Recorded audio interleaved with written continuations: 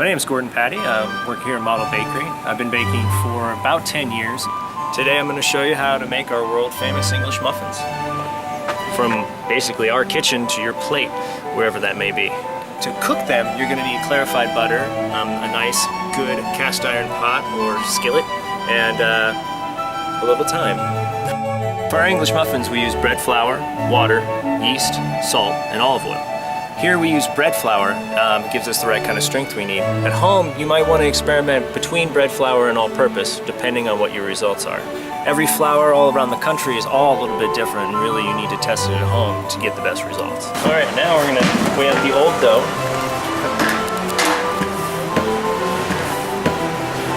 In the recipe in the book, we use biga.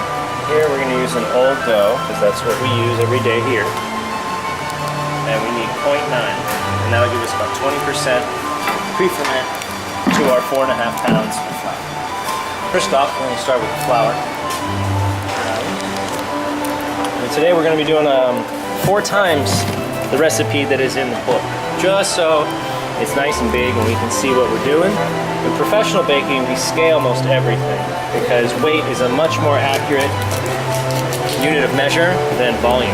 Pounds. Right there, and that's the flour. Here's the yeast. Just 0.03 of that. Now we're going to do the salt. We want 0.18 of the oil. Our ingredients are the flour, water, salt, yeast, oil, and old dough. And now we're going to start mixing. The oil is going to come in later as the dough is developing. That way the oil doesn't interfere with the gluten that's produced when you're mixing the flour. Depending on if the flour is well hydrated, strong, or weak in protein, flour will take a different amount of water each and every time you mix it. If everything is about room temperature, you might want to use cooler or tap water.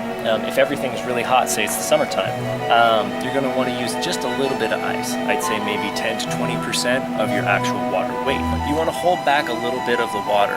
It's a lot easier to add than take away as far as water goes.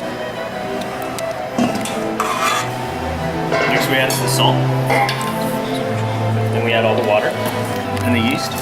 Not quite all of it, we're going to hold some back. Add all the water, and that's where we'll start the mix. And now we start mixing. We're going to check it and see how it feels. It's just about right. And switch to the dough hook. And this is how we'll finish it. When it's come to the right point, we're going to add the oil.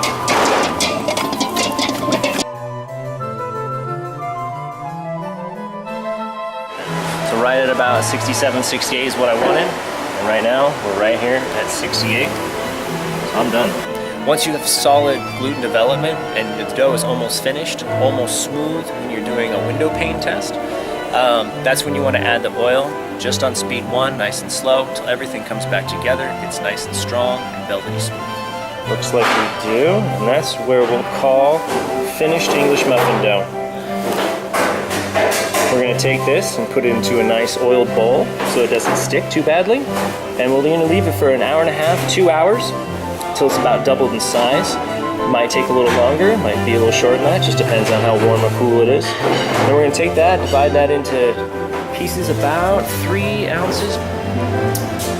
Here's our dough. Transfer this to an oiled bowl. Let it sit for 1.5, 2 hours until it's about doubled in size. At that point, we're going to transfer it back to a table with flour and divide it and roll it.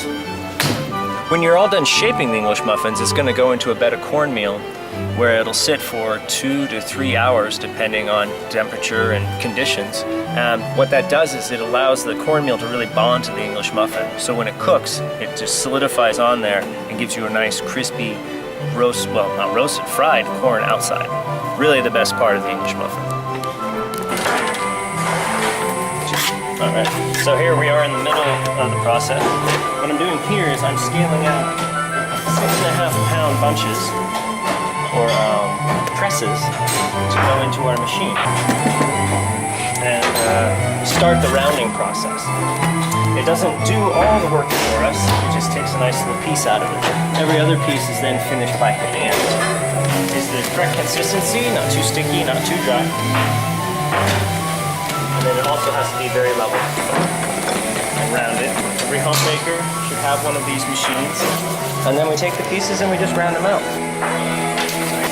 We finish rounding them just by tightening them up a bit and making sure that they're actually equal size and round. Unlike a lot of things in the bakery, this is griddled instead of baked in clarified butter, and that will come at the very end. Yeast, much like beer yeast, creates esters and flavors. The only real difference between bread yeast and beer yeast is bread yeast has been bred to, literally bred, to have a few of the less esters. Here we're filling up the griddles with clarified butter. And then we're going to light all the burners once we make sure everything's nice and level, so we get a nice level cooking area, so we have an equal amount of butter all the way across the griddle. It'll take about half hour, 45 minutes of just heat on here to get these up to cooking temperature, which is right around, I want to venture to say, about 450 degrees.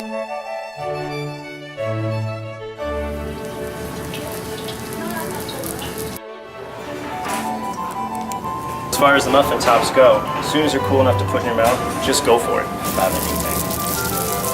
But for the most part, one of the nice things about being in Napa Valley in a place that's so customary to food and really knows what's going on is that some of the complaints that you might get in other places don't nearly exist here, because people know what artisan means and what artisan bread is. That it's made by hand. And every day it's a little bit different, because if it wasn't, it wouldn't really be artisan, now would it? They're just going to go right onto a rack.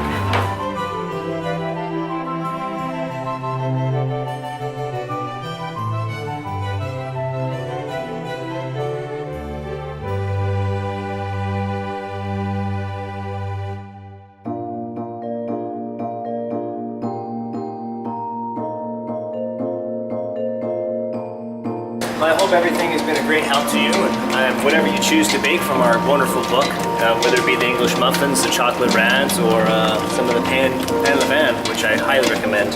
I hope this has all been very helpful, and you have a really great time. Eat, drink, and be merry, and enjoy yourself. And from our kitchen to yours, happy baking.